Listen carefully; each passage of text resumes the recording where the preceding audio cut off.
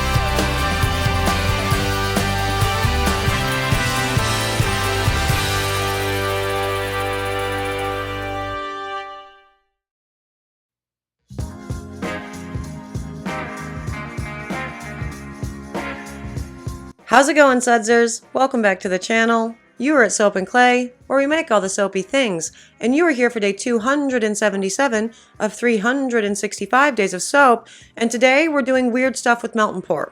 And really what we're doing, because I get asked these questions all of the time, can you put milks in melt and pour? Can you put more glycerin in melt and pour? Can you put purees in melt and pour? Ooh, and the reason why I just did that is because I have no idea what I'm going to put in here, and I have no idea what any of these things are going to do. Do know what most of them are going to do, just because, logic. But let's do a real-time example of them and essentially ruin a whole bunch of melt and pour, which is likely how this is all going to go down. But, let's go to the video that I haven't filmed yet, so we're all along for this ride, which I normally don't do it this way. I normally have this stuff already done and dusted and ready to go before I come talk to you, but that's not how it's working out today. So let's go to the video together and we're going to figure out what kind of weird things I'm going to do with melt and pour. Okay, let's do weird stuff with melt and pour. Now, first up, the melt and pour. I made it from scratch and people have asked me to do a clear recipe version of the melt and pour, so that'll be coming soon too.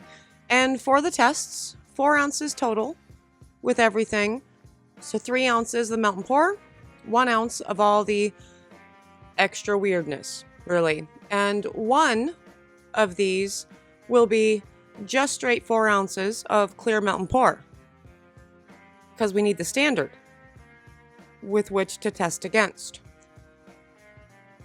Also used a Sharpie to label everything, because I was feeling wildly more prepared for this than, other videos. But this is the normal. This is just the melt and pour itself. And the reason why I used clear melt and pour is for 2 reasons. 1, I just made a whole bunch. 2, I figured we could see the weirdness within the clear better than, inside a a white melt and pour. So this one for the oil, 1 ounce of oil went into 3 ounces of melt and pour, which equals 25%, right, of the total amount for each of these cavities, which is what I'm doing for all of these tests. Now, why am I doing 25%? Well, because most soap makers feel like 10% is just the real nice, safe space to incorporate basically anything. I mean, with the exceptions of like a preservative, and you really don't do that for the reasons that I listed in the preservative deep dive. But 10% of oils and stuff seems to be, that's the max that you can use for castor oil or for argan oil or for shea butter or for, things. And so I'm like, why not double it? And then some more, just to see what happens. Now, this next one here is, 25% glycerin added to a melt and pour base.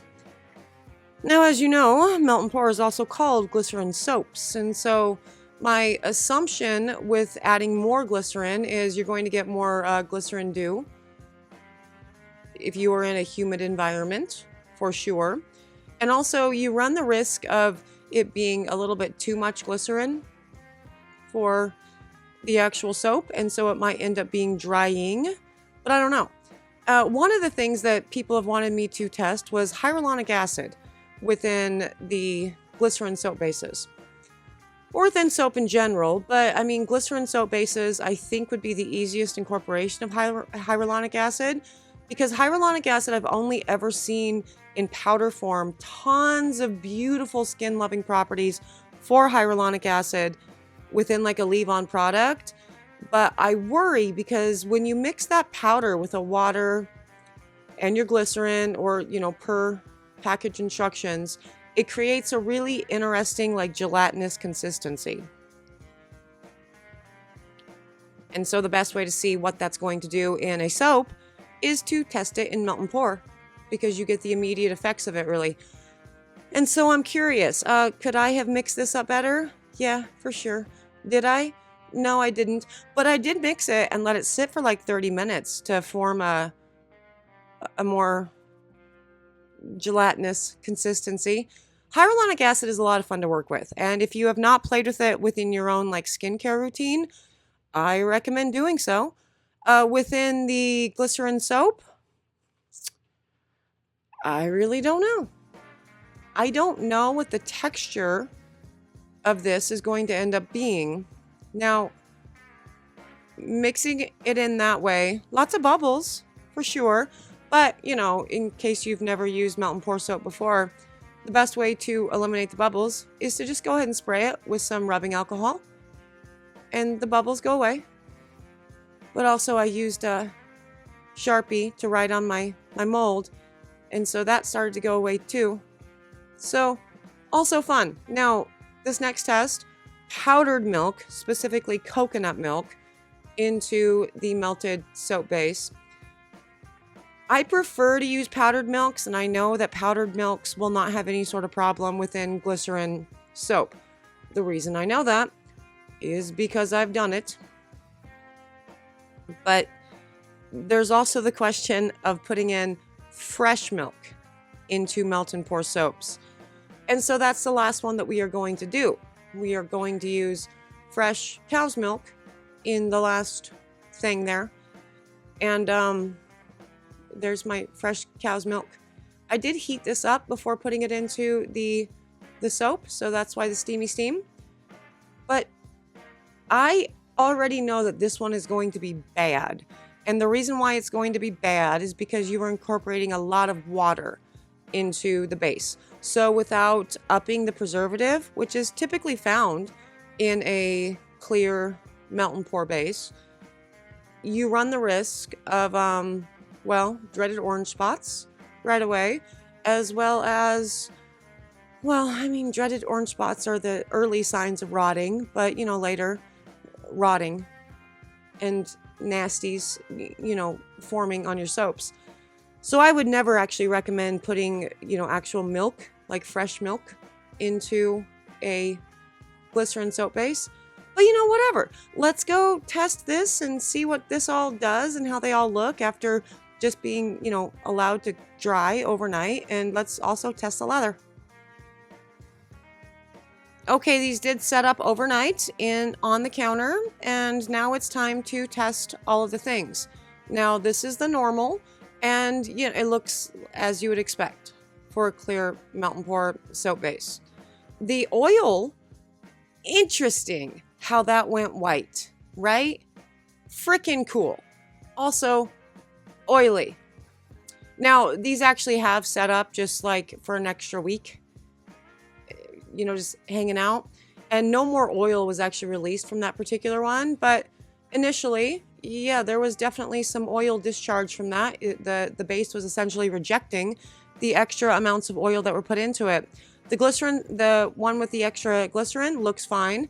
Now, this is the one with the hyaluronic acid, and is bendy. Is really bendy. It's like Jello. And so I had to go back and test all the rest of them to show you this is not, the rest of melt and pour is not bendy. This is bendy. It's really bendy.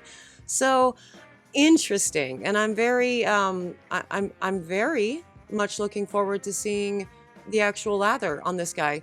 And this one is the powdered milk, and powdered milk you really can't go wrong with. Any powdered substitute that you want to put into melt and pour, you're going to be fine with. What I do worry about is putting in fresh or frozen, because that's still fresh, but frozen, because you already see we've got some problems there. We're already starting to see the signs of essentially DOS, which people in the cold process world like to think is something other than it is. Really what that is it's not a good bar of soap, and it's going to go rancid quickly.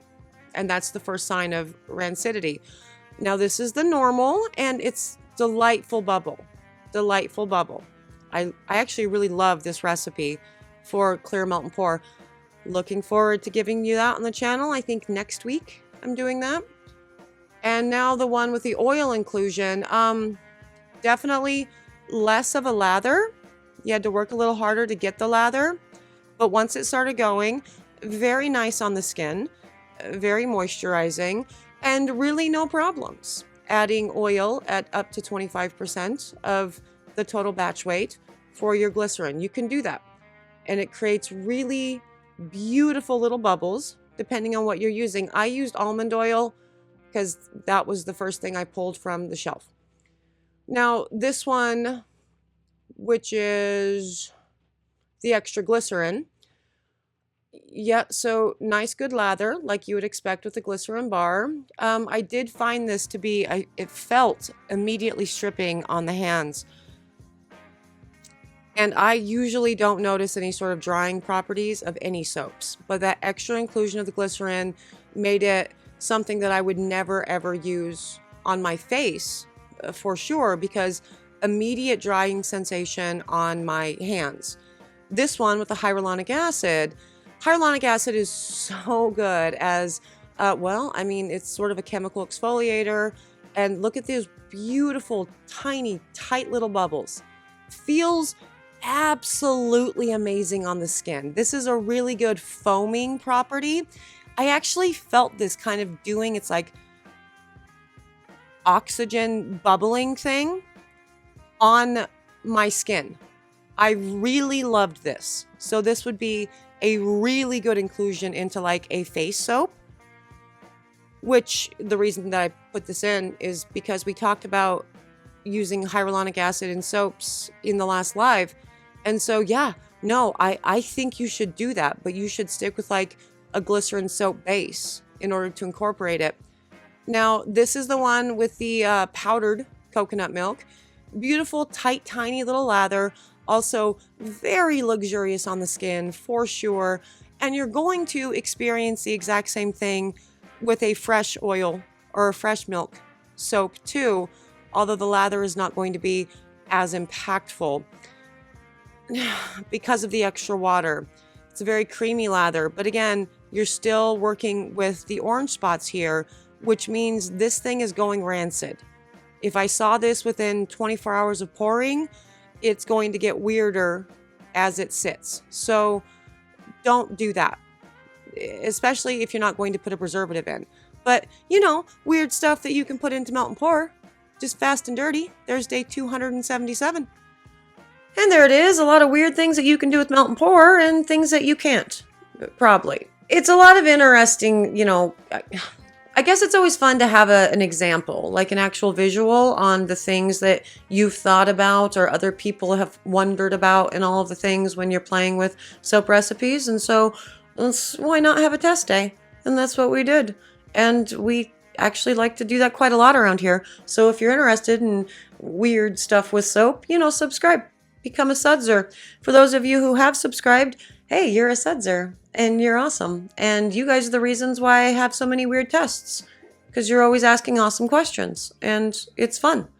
And, you know, why not watch somebody else, you know, take a hit and ruin their inventory so you don't have to, and you don't have to spend that money. So there it is. I really do appreciate you guys all joining me for another round of 365 days of soap. I am out of here for today, but I will see you guys all again tomorrow for another round of soapy fun. Bye.